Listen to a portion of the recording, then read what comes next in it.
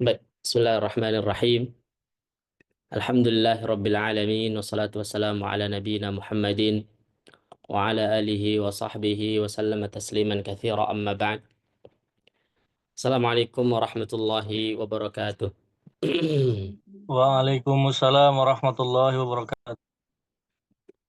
Nah, alhamdulillah segala puji milik Allah Subhanahu wa taala. Alhamdulillah pada kesempatan malam hari ini insyaallah kita akan lanjutkan kajian kita. Kemarin terakhir sampai di bahasan apa tuh? Siapa yang masih ingat? Terakhir idgham bila gunnah ya. Sekarang sepertinya masuknya ke pembagian idgham dari segi kesempurnaan. Halaman berapa nih? 57. Sahih? Naam. 57 ya jamaah.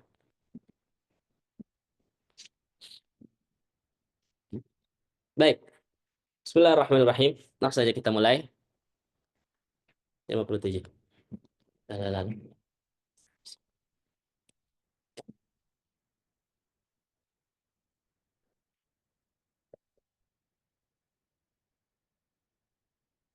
Apa? Sudah pada ini ya? Di sini berisik nggak? Berisik nggak di sini?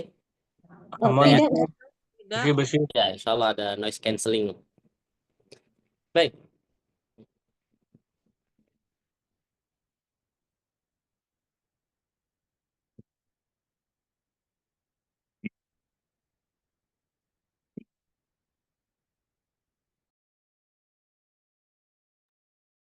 Kalau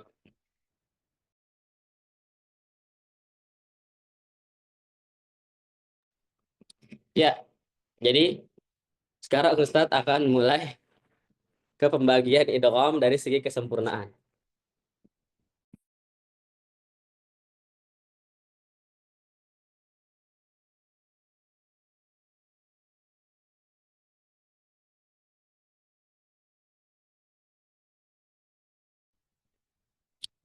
Baik, idgham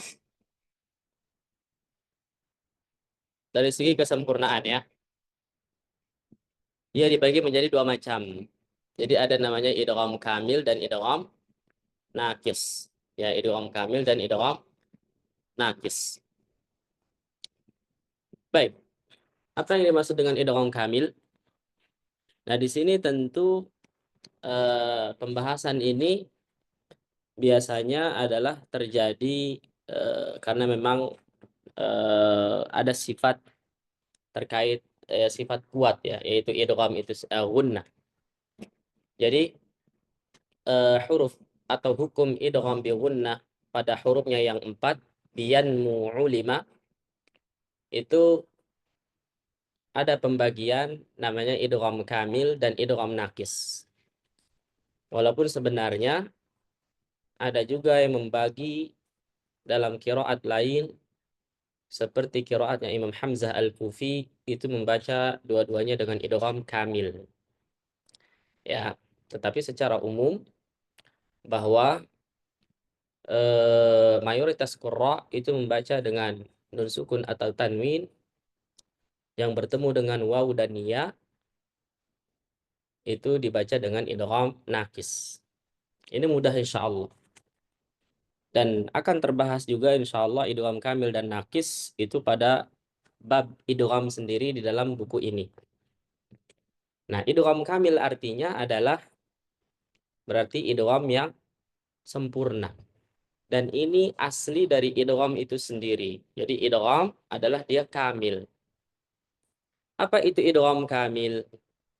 Ayyadzubal mudghamu fil mudghami fihi dzatan wa sifatan. Dzaba yadzubu itu artinya adalah melebur. Ya.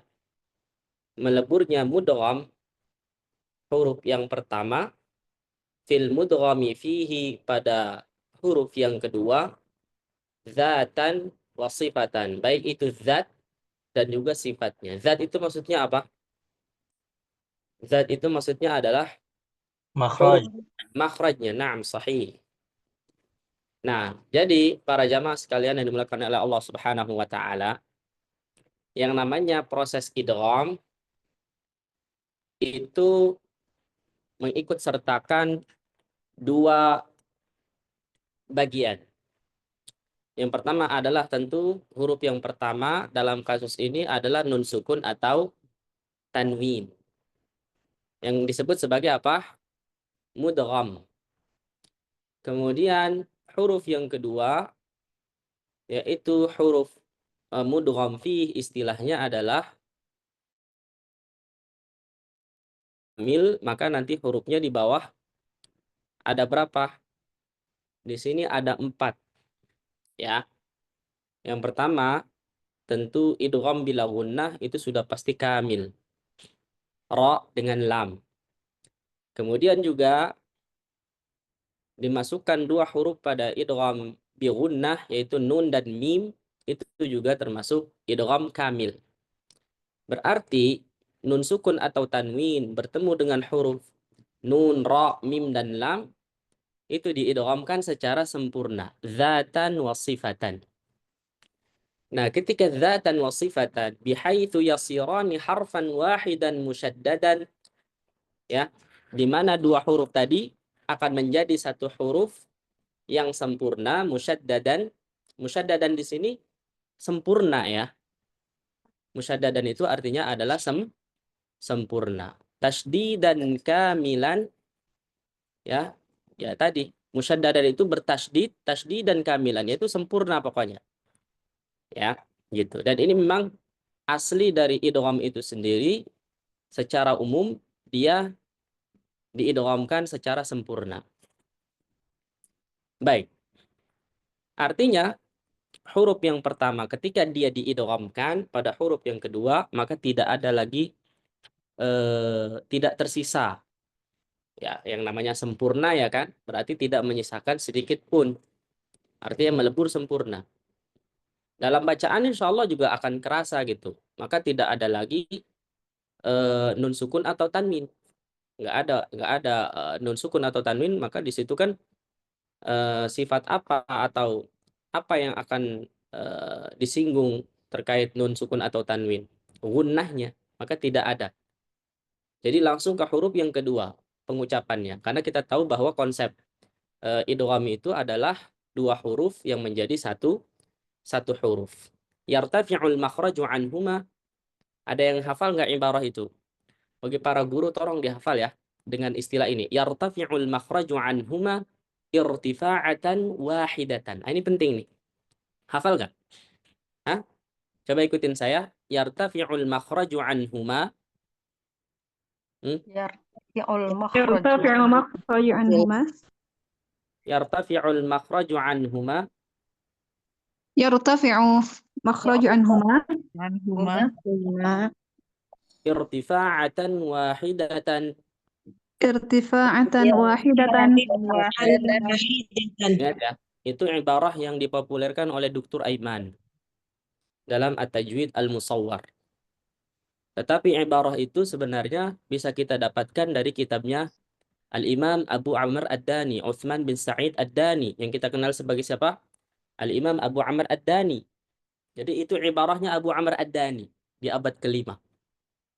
Ya, yartafi'ul makhraju anhuma, yang mana pengucapan 2 huruf itu irtifa'atan wahidatan. Sekali pengucapan. Jadi pengucapannya 2 menjadi 1.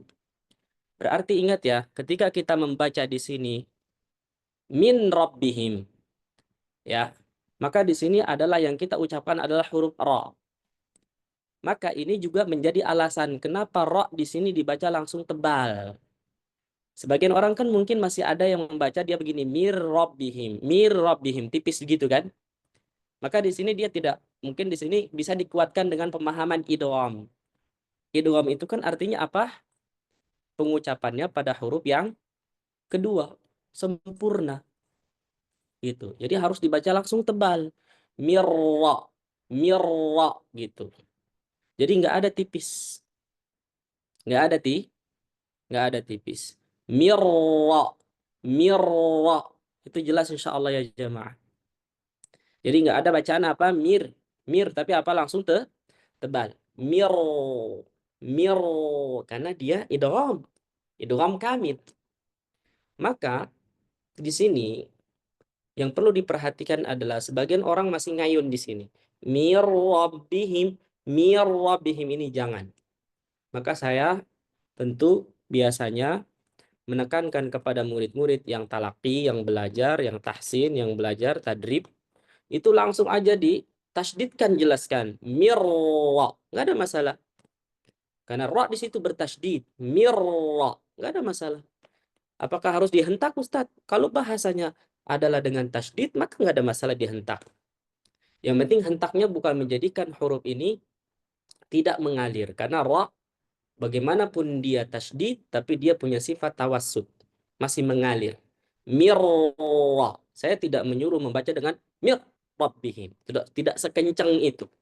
Jadi hentakan yang menjadikan dia misalkan tertahan itu tidak. Tetapi tetap mengalir. Mir. Cuman jangan diayun. Mirra. Mirra. Tidak. Itu tidak dibenarkan. Jadi perhatikan. Ya, kalau misalkan memang bisa diikutin, tidak ada masalah. Maka ini yang juga saya tekankan kepada murid-murid. Sebagaimana saya juga begitu membaca di hadapan guru saya. Dan guru saya sangat menekankan masalah ini. Jadi mir rabbihim nuhur rabbahu. Ya, jelas? Coba bisa diikutin nggak kira-kira? Mir rabbihim. Mir Rabbihim. Nah, tetap mengalir. Saya tidak menyuruh itu mir rabbi apa? Mir rabbihim. Mir Mir rabbihim. nuhur rabbahu. Nuhur rabbahu. Sekarang lam, apalagi lam, banyak yang mengayun. Milladun, millad.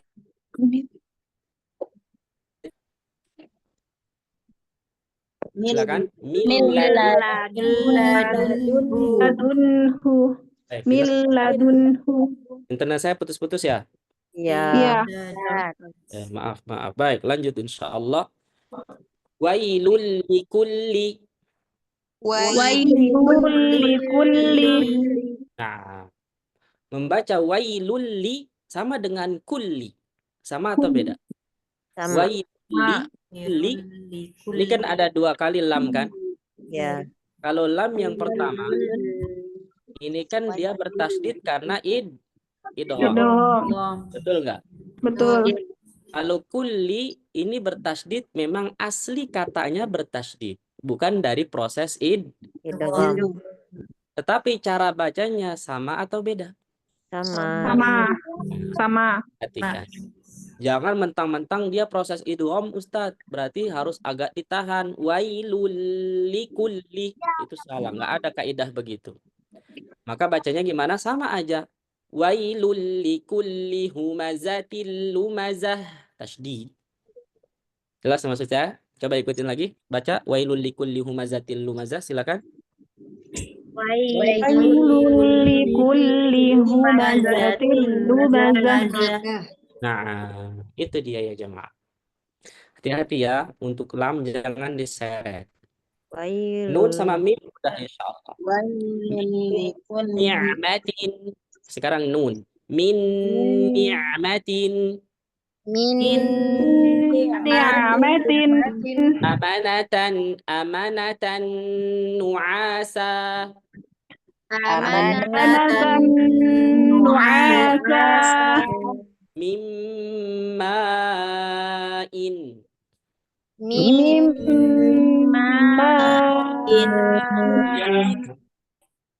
Qur'anum majid.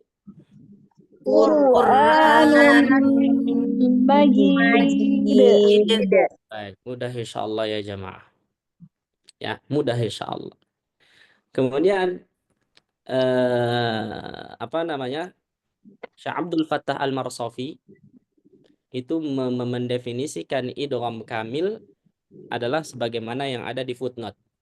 Ada yang kenal Syekh Abdul Fattah Al-Marsafi? Syekh Abdul Fattah Al-Marsafi termasuk ulama mutaakhirin atau ulama kontemporer yang mana beliau itu punya kitab yang sangat bagus dalam ilmu tajwid. Kitabnya harus dikenal, ini penting. Hidayatul Qari ila Tajwidi Kalamil Bari.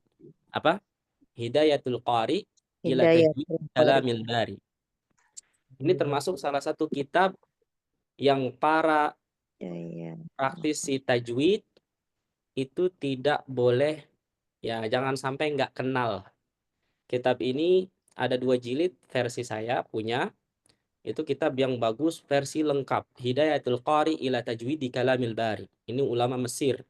Syekh Abdul Fattah Al-Marsafi. Ada 2 yang hampir namanya sama. Ada Syekh Abdul Fattah Al-Qadi sama Syekh Abdul Fattah Al-Marsafi.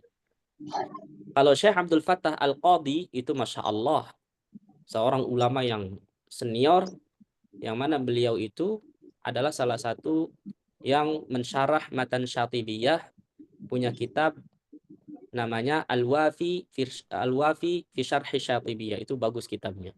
Dan beliau juga punya terkait qiraat asyra namanya Al-Budur Az-Zahirah. Itu menjadi salah satu rujukan orang-orang yang sekarang belajar qiraat. Dan Syekh Abdul Fattah Al-Qadi, ya, beliau adalah gurunya 2 ulama besar Indonesia yang alhamdulillah saya sempat belajar kepada 2 beliau ini, Masya Allah, dan juga mengasih pengantar di buku saya Al-Yasirul Qawim, yaitu nama yang pertama adalah yang paling senior, yang lebih senior adalah Kiai Haji Dr. Fatoni, ya, yang punya kitab Maisurah, dosen IIKI atau PT IKI. Kemudian satu lagi namanya Kiai Haji Dr. Ahsin Sakho Muhammad. Ini juga termasuk pakar. Makanya kedua beliau ini termasuk yang sekarang sepuh dijadikan rujukan atau ulama di bidang pakar qiraat yang ada di Indonesia hari ini. Termasuk kalau pada punya mushaf Indonesia itu pasti nama-nama beliau ada. Ya, Dr. Ahsin Sakho Muhammad dan Kiai Haji Dr. Fatoni. Alhamdulillah. Dan saya sempat diajarkan beliau, yang ngaji ke beliau, ya, walaupun mungkin itu dalam SKS kampus ya.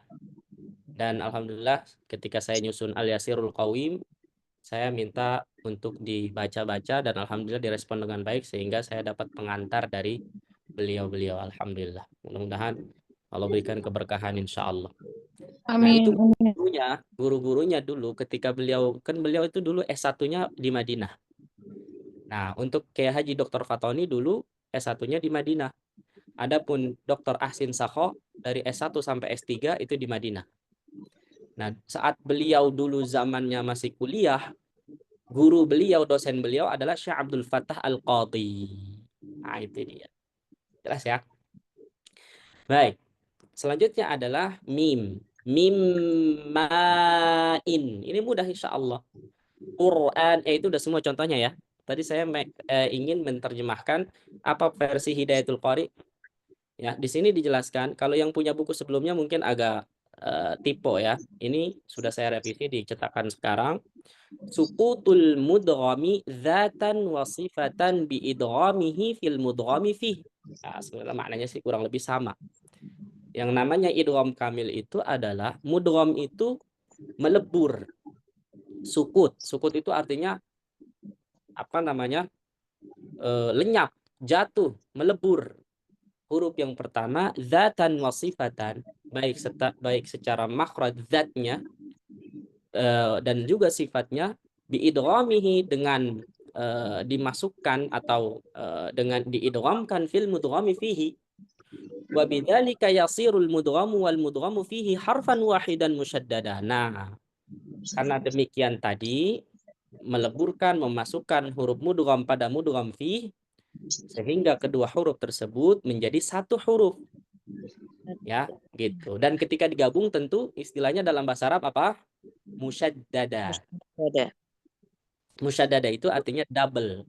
Ya, bertasydid. Tasydid. Nah, dan tasydid adalah salah satu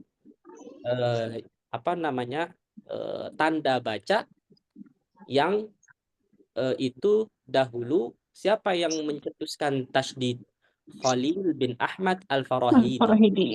Nah, ya pokoknya kalau tanda baca baik fathah, kasroh, dhammah dengan huruf-huruf kecil, maka itu siapa jasanya? Khalil bin Ahmad Al-Farahidi, pencetusnya. Yang mana sebelum masanya Khalil bin Ahmad Al-Farahidi, tentu ada namanya Abul Aswad Ad-Du'ali. Dahulu Al-Quran, Rasam Utsmani itu masih berupa titik-titik doang. Fathah pakai titik di atas huruf. Kasroh pakai titik di bawah huruf. Dan dhammah pakai titik di samping huruf. Paham? Nah, ketika setelah itu masa ke masa, mulailah ada seorang ulama yang Masya Allah ahli lughah, namanya Khalil bin Ahmad Al-Farahidi atau Al-Furhudi, itu memberikan huruf kecil sebagai tanda baca yang memudahkan yang sebelumnya kodifikasi Al-Quran itu berupa titik-titik. Paham ya? Baik, itu dia. Ibarah tasydid itu adalah dari idgham. Jadi nanti kalau ada definisi bahasa Arab, musyaddad itu sudah pasti identik dengan idgham. Idghamnya kamil gitu. Makanya nanti kalau ada definisi ikhfa itu ada begini bahasanya, arin 'anit tasydid. Dia tidak bertasydid. Karena tasydid itu identik dari idgham. Adapun ikhfa tidak begitu. Ya, ikhfa itu nanti dia pertengahan.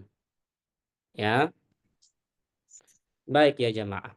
Itu dia selesai idgham kamil. Ya. Selanjutnya adalah idgham nakis. Idgham nakis artinya adalah ya hampir sama dia ayyadzubal mudghamu fil mudghami fihi dzatan la sifatan. Bihaitsu yasirani harfan wahidan musyaddada tashdidan nakisan. Adapun idgham nakis adalah meleburnya mudgham pada mudgham fi dzatan la sifatan. Ya, dia hanya makhrajnya saja. Tetapi la sifatan, tidak sifatnya.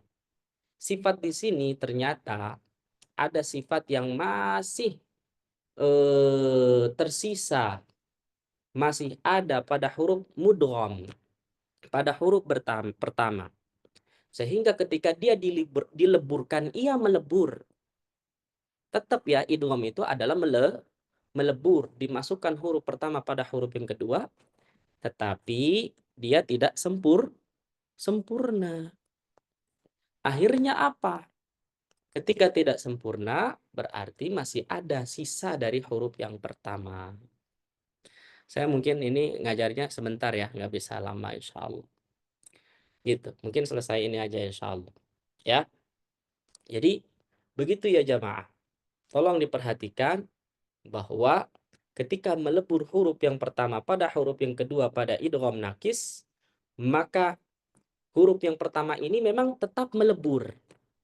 Tetapi meleburnya tidak sempurna. Masih ada sifat yang tersisa pada huruf yang pertama. Pertanyaannya sifat apa? Nah, nanti ada ulama yang menjelaskan seperti Syekh Mullah Ali Qari. Mungkin kita sudah tahu semua. Jawabannya apa coba? Jawabannya apa? Apa sifat yang masih ada tersisa pada huruf yang pertama, huruf mudgham tadi ketika nusuk? Gunnah. Gunnah itu sesuatu yang mungkin kita sudah tahu, tapi kita butuh referensi. Siapa yang mengatakan, siapa yang menguatkan.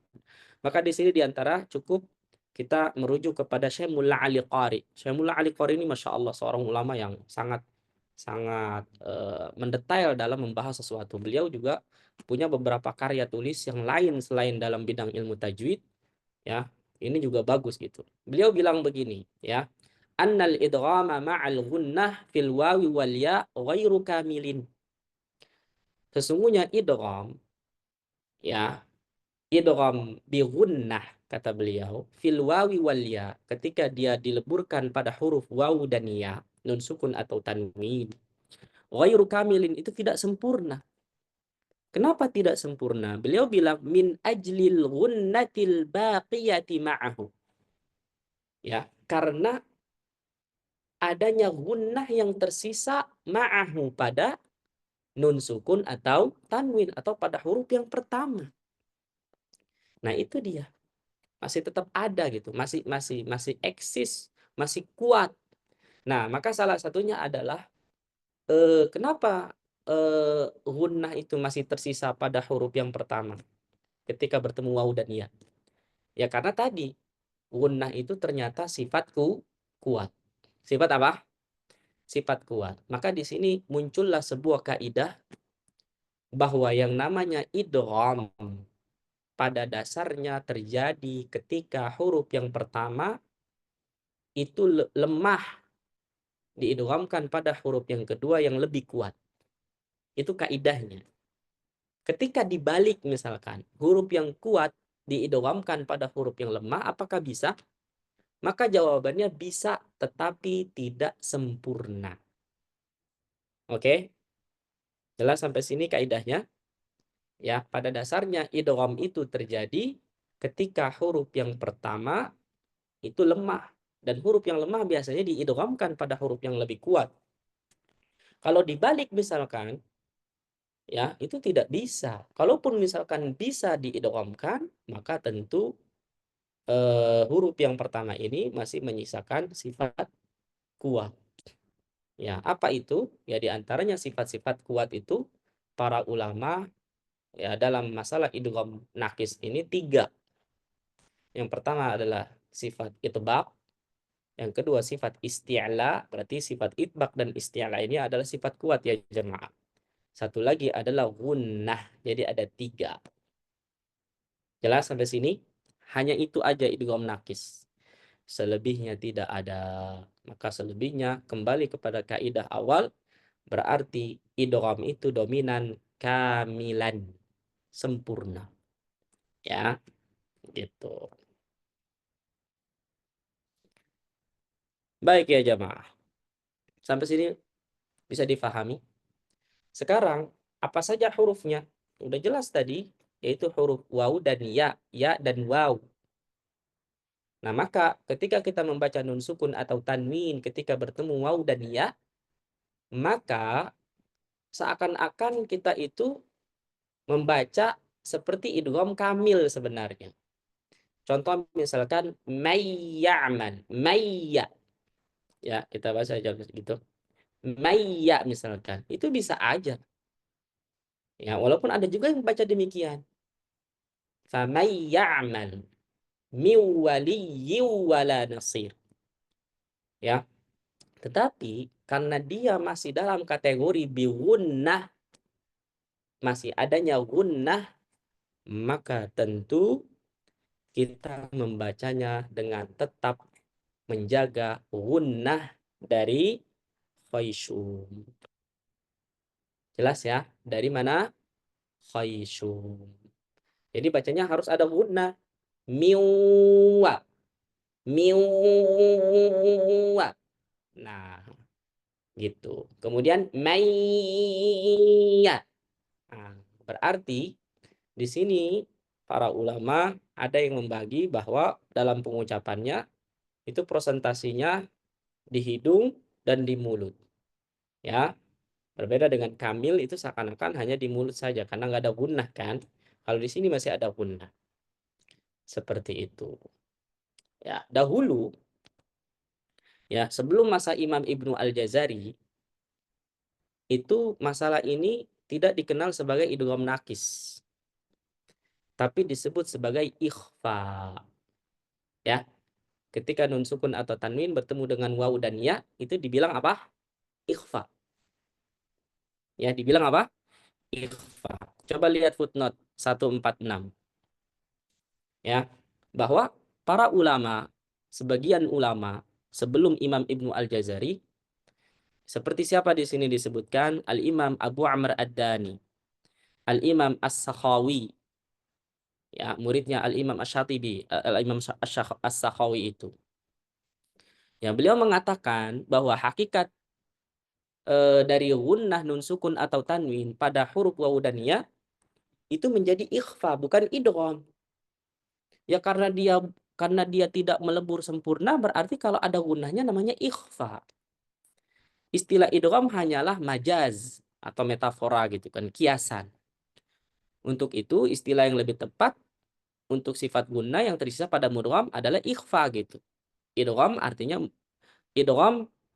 mudgham melebur sempurna pada mudgham fi zat dan sifat. Jika tidak demikian maka dinamakan idgham. Nah, wa'lam anna haqiqata dzalika fil wawi wal ya ikhfa'un la idgham. Nah, ini sini langsung saya nukil Arabnya ya. Ketika pendapatnya seperti Al-Imam Abu Amr Ad-Dani atau As-Sakhawi bilangnya itu bukan idgham nakis. Jadi saat sebelum masanya Imam Ibnu Al-Jazari itu tidak populer idgham nakis. Jadi dahulu mereka hanya kenal apa? Idgham kamil aja gitu. Ketika nanti ada bahasa tadi bahwa masih ada menyisakan sifat tadi, maka itu namanya ikhfa gitu. Wa'lam anna haqiqata dzalika fil wawi wal ya ikhfa'un la idgham wa inna ma yaquluna lahu idgham majazan wa huwa fil haqiqah ikhfa' ala madhhabi man yubqil ghunnah. Itu adalah ikhfa pada hakikatnya bagi orang yang berpendapat bahwa masih ada sisa gunnah. Li'anna dhuhural gunnah yamna'u ya tamahhudul idgham. Karena kalau ada gunnah berarti dia bukan idgham. Yang penting idgham itu pokoknya adalah sempurna aja. Kalau masih ada gunnah ya bukan idgham gitu loh. Paham nggak? Karena idgham menurut para ulama sebelum masa Imam Ibnu Al-Jazari ya sempurna. Kalau masih ada sifat guna yang bukan idgham, maka ikhfa namanya. Illa annahu labudda min tasydidin yasirin fihi ma wa huwa qaulul akabir. Begitu. Nah, akhirnya Al-Imam Ibnu Al-Jazari menjawab gitu loh. Dari pendapat-pendapat ulama sebelum beliau yang mengatakan itu ikhfa. Imam Ibnu Al-Jazari maka menguatkan di sini. Ini jawaban apa yang ada di buku itu jawaban dari footnote di bawah. Paham ya? Was-sahihu min aqwalil a'immah. Dan yang benar ya dari pendapatnya para a'immah annahu idghamun naqis. Itu adalah idgham naqis. Kenapa? Min ajli sautil gunna al-mawjuda ma'ahu. Ya karena adanya suara gunnah yang masih ada pada huruf yang pertama tadi mudgham. Fahuwa bimanzilati sautil itbaq, dan itu sama saja seperti sifat itbaq yang ada al-mawjud ma'al idgham fi ahattu wa basatta. Kata Imam Ibnu Al-Jazari, pada kata ahattu basatta itu masih ada sifat itbaq. Maka ini kan namanya idgham yang tidak sempurna. Makanya dia nakis. Begitu juga gunnah yang masih ada pada nun sukun atau tanwin yang bertemu dengan waw dan ya. Wad dalilu ala anna dzalika idgham. Ya, wujudu tasydid fihi idi tasydidu mumtaniun ma'al ikhfa. Ya. Dan alasan lain bahwa itu adalah idgham dengan adanya istilah tasydid. Ya, dengan adanya istilah tasydid. Padahal tasydid itu adalah istilah untuk idgham, bukan ikhfa. Seperti itu. Jelas ya? Wallahu a'lam bishawab dalam masalah ini. Yang penting itulah pendapat Al-Imam Ibnu Al-Jazari terkait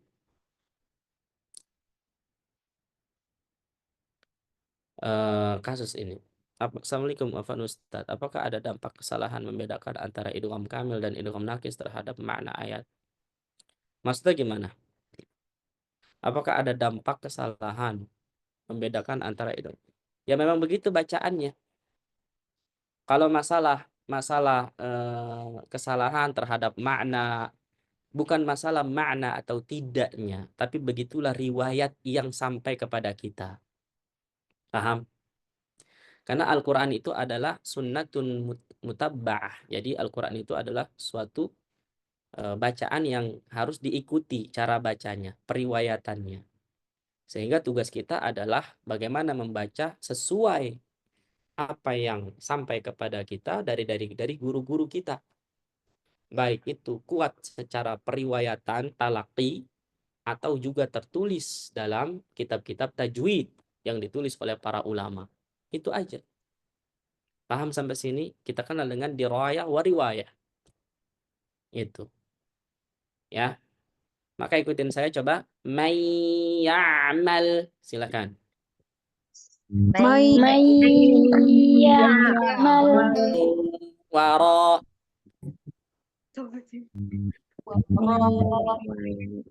Min waliyin. Silakan.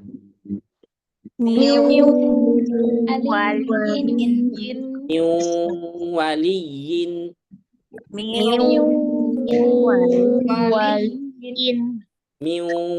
waliyin.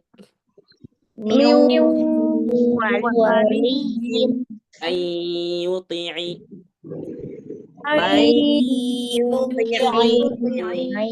Wal.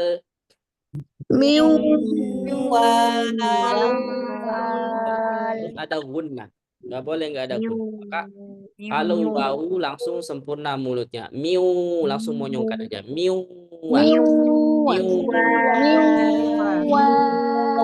Isyawatu walahum.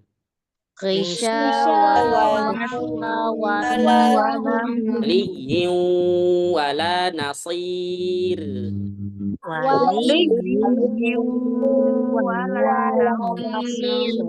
Khairan yu'tikum.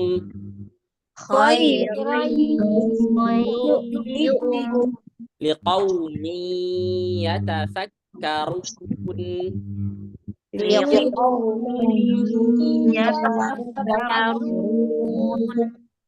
Mungkin ini saya anggap sesuatu yang kalau dibaca jama'i begini, saya hanya kasih catatan bahwa pastikan gunnah itu ada dan suara dari mulut itu juga ada. Enggak semua dari mulut maka dia jadi idgham kamil, juga bukan semua dari hidung sehingga dia murni idgham doang. Paham ya jamaah? Maka tolong perhatikan dalam masalah ini. Jadi pastikan bacaannya dengan baik dan benar. Maka di sini saya kasih persentase ya, 50% dari hidung dan 50% dari mulut. Itu caranya. Baik. Selanjutnya adalah pendapat ulama terkait gunnah. Syamullah Ali Qari itu pernah mengatakan demikian bahwa tsummattafaqu ya, di sini terkait khilaf aja. Tsummattafaqu ala anna al-ghunnata ma'al wawi wal ya ghunnatul mudgham. Ya, para ulama mereka sepakat bahwa gunnah pada huruf waw dan ya adalah gunnah yang ada pada huruf mudgham, huruf yang pertama. Wa ma'an nuni ghunnatul mudghami fihi. Tetapi ketika nun sukun atau tanwin yang bertemu dengan nun itu adalah pada gunnahnya ada pada huruf yang mudgham fihi, berarti huruf yang kedua. Nah, kemudian waqtalafu ma'al mim, tetapi berbeda pendapat pada huruf mim. Ya, berbeda pendapat pada huruf mim. Tadi jelas ya bahwa kalau nun sukun atau tanwin yang bertemu dengan waw dan ya, itu gunnahnya pada huruf yang mana? Huruf pertama. Miwa, itu gunnahnya berarti pada nun. Mayyuti'i, itu pada nun, itu masih ada gunnah, maka dia disebut sebagai apa? Nakis. Tetapi pada nun, maka itu gunnahnya pada huruf yang kedua. Ya. Man nasya, maka gunnahnya ada di mana? Ada di nun yang kedua. Man nasya, walaupun mungkin kita nggak bisa bedain karena hurufnya sama. Anggap aja nun yang pertama itu melebur sempurna pada huruf kedua, walaupun dia sama-sama nun. Gitu. Ya, berarti jawaban juga buat mim ketemu mim. Mim ketemu mim berarti ketika ada gunnah berarti hurufnya yang kedua gunnahnya. Idgham kamil. Nah, tetapi berbeda pendapat ulama pada huruf mim ketika nun sukun atau tanwin bertemu dengan huruf mim. Ada yang mengatakan bahwa itu idgham nakis dan ada yang mengatakan itu idgham kamil. Bedanya di mana pendapat ini? Kalau bilang bahwa gunnahnya ada pada nun, maka jadinya idgham nakis. Betul nggak? Karena huruf pertama. Kalau misalkan gunnahnya pada huruf yang kedua, jadinya idgham kamil. Itu doang bedanya. Oke, kalau gunnah pada huruf yang pertama mudgham, berarti dia jadi apa? Masih nakis. Ini pendapat siapa? Ibnu Kisan. Kemudian Al-Imam Ibnu Mujahid. Ini kebanyakan ulama ahlul lughah atau wallahu a'lam bishawab, mereka berkata demikian. Ya, karena gunnah nun mungkin dianggap lebih kuat daripada gunnah mim, sehingga gunnahnya masih ada pada huruf yang pertama. Gitu. Kira-kira nun sama mim lebih kuat mana? Hah? Nun sama mim lebih kuat mana ya jamaah?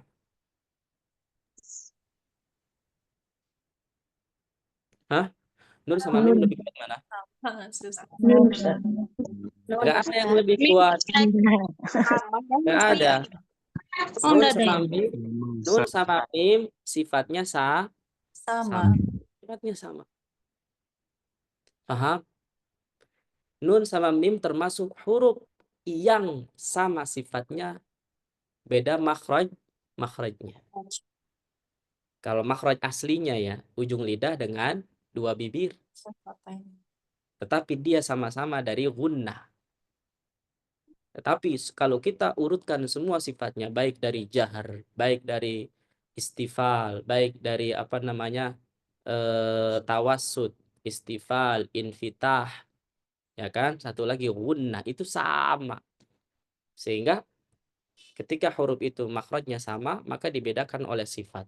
Nah, ketika dibalik huruf itu kalau sifatnya sama bisa jadi makhrajnya berbeda. Nah, contohnya nun dan mim. Sifatnya semua sama tapi makhrajnya berbeda. Wallahu alam, itu pendapat yang pertama, bahwa nun mungkin dia identik dengan gunnah karena memang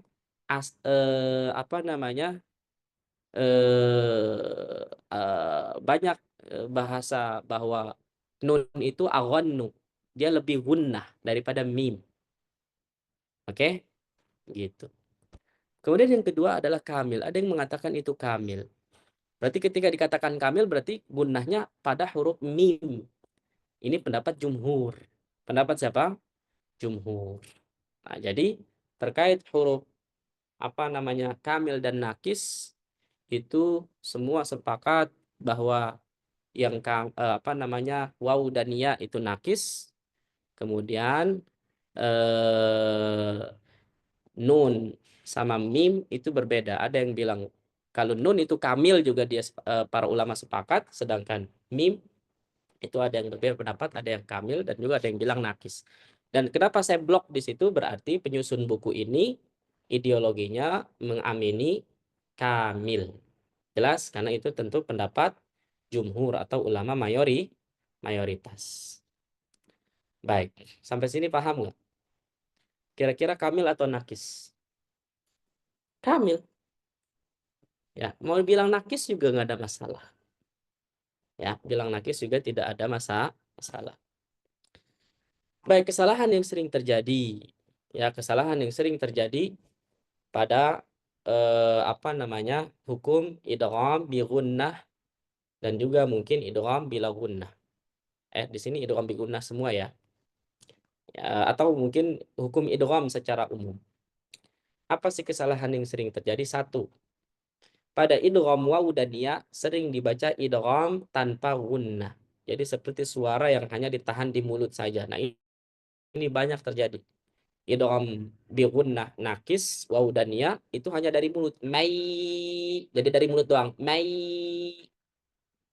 Miu dari mulut doang. Salah. Ya, harus ada apa? Miu. Mai harus ada gunnahnya. Harus ada apa? Gunnahnya.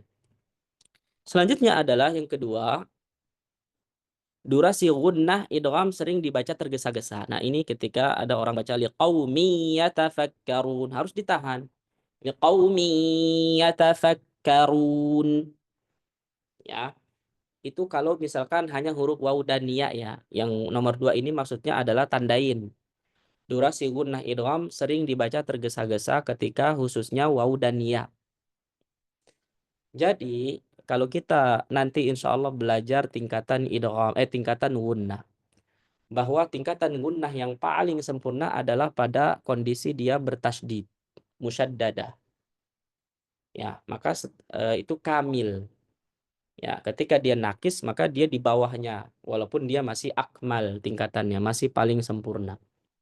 Tetapi pokoknya begini, idgham tingkatan idgham bi gunnah yang bertasydid itu lebih sempurna daripada idgham bi gunnah.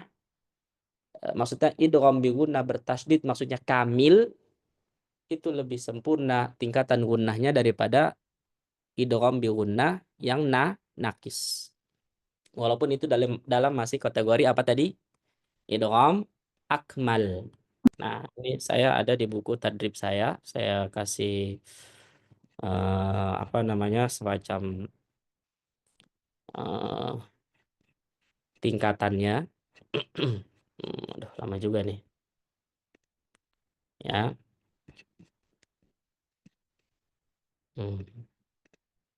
Afwan. Nah, di sini saya bikin konsep idgham. Mana idgham? Nah, ini gunnah.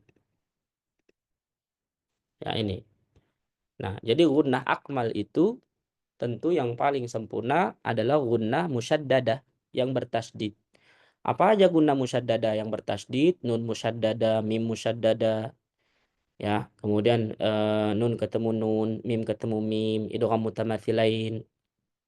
Kemudian idgham mutajanisain ya bunayya rakam ma'ana. Ini semua bertasydid sampai nanti mimma, nun ketemu mim, atau misalkan alif lam syamsiyah, idgham syamsi. Ini semuanya dari 1 2 3 4 5 ini semuanya musyaddadah. Berarti dia akmal, paling sempurna. Ya, kamilan. Kemudian yang di bawahnya saya blok sendiri terakhir ini sudah nakison, maka walaupun dalam kategori akmal maka tentu yang paling sempurna adalah ketika bertasydid. Itu kalau menurut kamil dan nakis. Baru setelahnya mukhfa yang kamilah, nakisah dan anqos tadi. Gitu ya jamaah. Nomor 3, memanjangkan atau melar mengayun isba' pada harokat huruf sebelum nun sukun atau tanwin. Nah, ini biasa terjadi nih kalau orang baca Quran yang ngayun-ngayun, melar itu isba' pada huruf sebelum nun sukun atau tanwin. Man nasya. Ya, karena mungkin nadanya dia begitu atau mungkin memang biasa. Maka cara bacanya adalah walaupun dia nun gunnah maka man nasya langsung masuk ke nun. Jangan man nasya tapi apa? Man nasya. Paham? Baik, selanjutnya adalah yang keempat terakhir huruf waw dan ya dibaca masuk ke hidung khayshum setelah idgham nun sukun atau tanwin. Ya, oke, kita setuju bahwa idgham bi gunnah waw dan ya, idgham nakis tadi masih ada sifat gunnah pada nun sukun atau tanwinnya. Tetapi jangan sampai gunnah tadi, nakis tadi itu masih mempengaruhi huruf waw dan ya malah. Miwa, wa, miwali, wala nasir. Maka tentu ketika sudah masuk pengucapan waw, maka udah nggak ada lagi guna. Miwa, miwali, wa. Jelas maksud saya? Khairaya, khairaya. Maka ketika pengucapan waw dan ya udah nggak ada lagi gunnah. Paham sampai sini ya jemaah? Itu dia, jangan sampai kesalahan ini banyak terjadi. Tolong diperhatikan dengan baik, ya. Nah, adapun poin yang pertama, kalau misalkan idgham huruf waw dan ya sering dibaca idgham tanpa gunnah. Jadi idgham kamil ya. Jadi suaranya seperti hanya ditahan di mulut saja. Mayya, miwa. Ada footnote 150. Ini legal dalam riwayat Khalaf. Qiraahnya Imam Hamzah. Karena riwayat Khalaf dari qiraahnya Imam Hamzah itu ketika nun sukun atau tanwin bertemu dengan waw dan ya dibaca dengan idgham kamil tanpa gunnah tentunya. Ini ranahnya qiraat.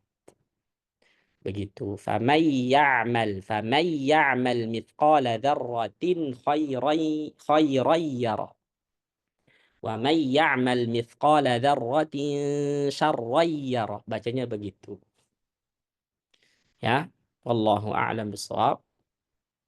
Dan saya cukupkan sampai di sini. Insyaallah kita ketemu lagi di pertemuan selanjutnya. Kita akan bahas iqlab, yang mana ini tentu butuh fokus tersendiri. Karena nanti insya Allah kita bahas cara pengucapannya, apakah nanti yang paling populer itu apakah ada furjah bibirnya, celah atau dirapatkan, dan nanti insya Allah kita akan paparkan pendapat-pendapat yang mengatakan mana kira-kira yang bisa kita ikuti pendapatnya, apakah dengan furjah atau dengan merapatkan dua bibir.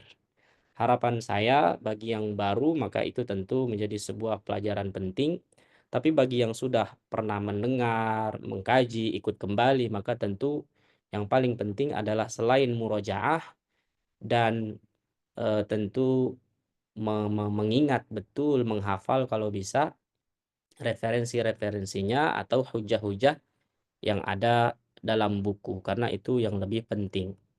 Gitu. Pada dasarnya ilmu tajwid memang dia ijtihadi, tapi ijtihadi di sini tentu adalah masalah-masalah yang sudah diijtihadkan oleh para ulama kita terdahulu.